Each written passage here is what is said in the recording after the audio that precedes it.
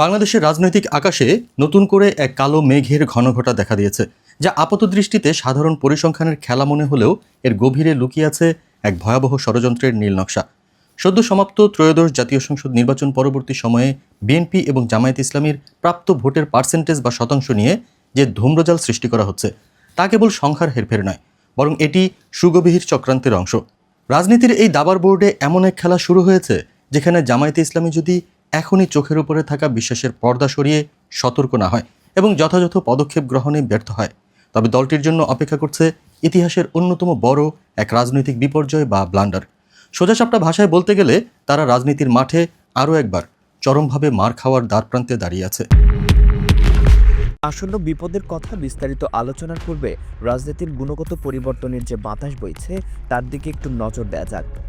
বাংলাদেশের রাজনীতিতে দীর্ঘ ৩৬ বছর ধরে যে অচলায়তন ছিল, যেখানে দুইজন নারী বেগম খালেদা জিয়া এবং শেখ হাসিনা পর্যায়ক্রমে শাসন করেছেন, সেই ইতিহাসের চাকা আজ ঘুরে গেছে। এই দীর্ঘ সময়ে তারা একে অপরের ছায়াও মারাতে চাননি।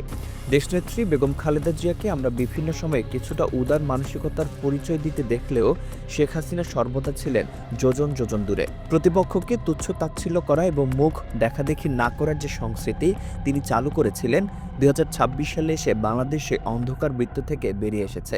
রাজনীতিতে গুণগত পরিবর্তনের এক উজ্জ্বল নজির স্থাপন করেছেন জনাব তারেক রহমান। দেশের নতুন একজন পুরুষ প্রধানমন্ত্রী পাওয়ার দ্বারপ্রান্তে দাঁড়িয়ে জনগণ যখন পরিবর্তনের স্বপ্ন দেখছে, ঠিক সেই মুহূর্তেই তারেক রহমান দেখালেন এক অনন্য রাজনৈতিক শিষ্টাচার।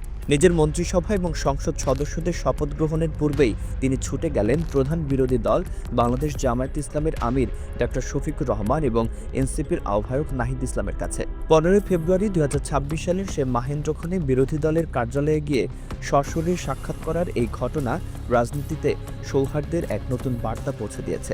বিরোধী এবং শাসক দলের মধ্যে এই যে একে অপরকে কাছে টেনে নেওয়ার সংস্কৃতি, তা জনগণের মাঝে এক ইতিবাচক আস্থার জন্ম দিয়েছে। জনগণ আশা করছে ভবিষ্যতে যে কোনো সংকটে সরকারি দল বিরোধী দলের সাথে খোলা মনে পরামর্শ করবে এবং বিরোধী দলও জাতির স্বার্থে সরকারকে সহযোগিতা করবে। বিশেষ করে সরকারি দল যারা ২/৩ সংখ্যাগরিষ্ঠতা নিয়ে বিজয়ী হয়েছে, তাদের কাঁধেই এই দায়িত্ব বেশি বার্তায়। কিন্তু এই অহংকারের স্রোতে গা ভাসিয়ে তারা যদি বিরোধী দলকে অবজ্ঞা করে দূরে ঠেলে দেয়, তবে মনে রাখা প্রয়োজন যে বিরোধী শক্তিও এখন আর দুর্বল নয়। তবে এই দৃশ্যমান সৌহার্দ্যের আড়ালেই ঘনীভূত হচ্ছে এক গভীর রহস্য।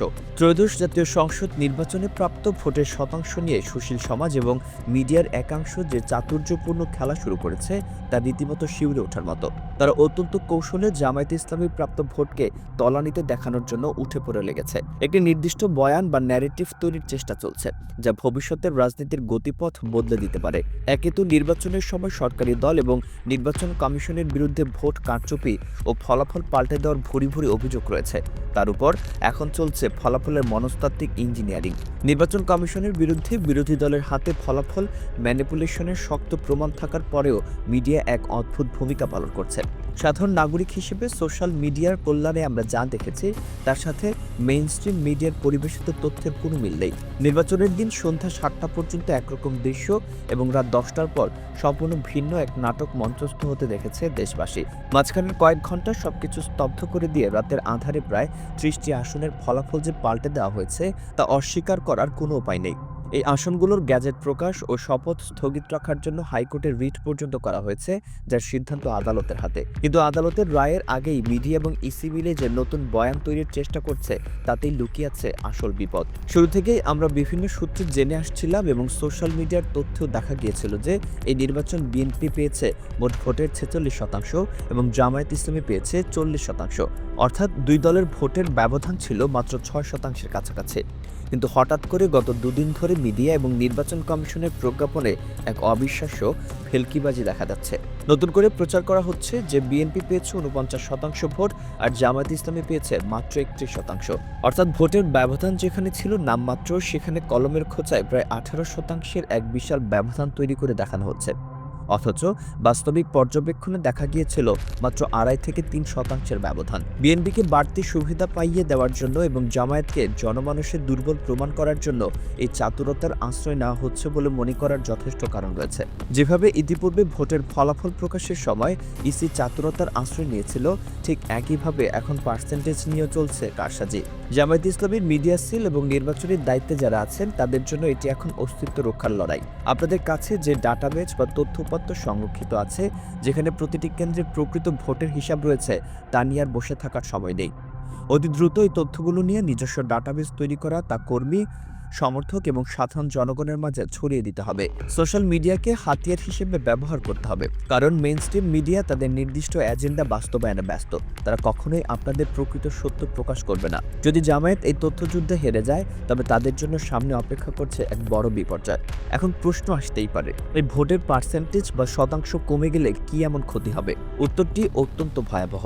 স্বাধীনতার পর এই প্রথম জামায়াত ইসলামী এককভাবে প্রায় 40% ভোট পাওয়ার যে সক্ষমতা দেখিয়েছে, তা অনেকেই মেনে নিতে পারছে না।